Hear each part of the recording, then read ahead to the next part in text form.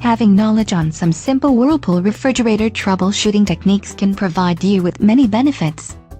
If you know the basics, you prevent yourself from aggravated circumstances, high repair costs and food spoilage.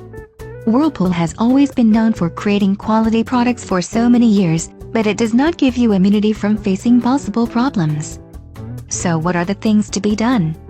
Initially, ensure that the fridge is plugged in a properly functioning outlet. You may try plugging in first other electrical appliances, like a lamp, to test for power supply. Make sure to inspect your fuse box to avoid overload. Listen to the fan, motor and a turned-on interior light to make certain that there's an adequate electrical power supply. Refrigerator controls should be turned on, in which the 1-inch dial can be found in the front right or left corner interior of your Whirlpool refrigerator. You should not worry when your new appliance may not chill entirely, since new ones may take up to 24 hours to fully cool.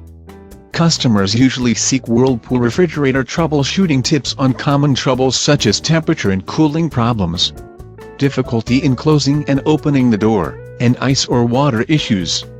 If you encounter difficulty closing the door, try looking for any probable obstruction in your fridge. Look over shelves and bins if there are any food items that you should move. The door should also be kept tightly sealed. Hinges should be well tightened and replace it if worn out. Have time to clean the door and gasket with soap and water, if your door is hard to open. Free it from dirt and debris, and use lubricant like WD-40 on the door hinges.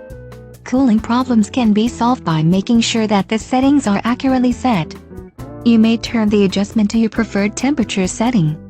Do not allow your door to be left open for a long period, as it may decrease cooling and promote humidity buildup in your refrigerator. The evaporator coils in the freezer should be well maintained from frost, since a clogged one hampers natural blowing of air by the fan motor. More so, the fan blades may even hit the frost, that may produce unwanted noise and damage the fan. Make sure that the defrost timer is activated accordingly. The water supply line and valve should be switched on to avoid ice or water problems. Refer to your owner's manual for water supply connection instructions suitable for your refrigerator model. The drain tube should also be inspected for blockages if you have leaking problems. Also ensure that the drain pan has no cracks and that the ice maker has no leaks. Prevent any kinks and scrutinize for cracks in the water supply line. Inspect the shut-off switch or arm to ensure that the ice maker is turned on and that there are no jammed ice in the dispenser.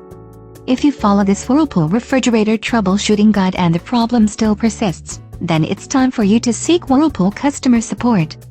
Major repairs should only be done by experts to prevent further damage.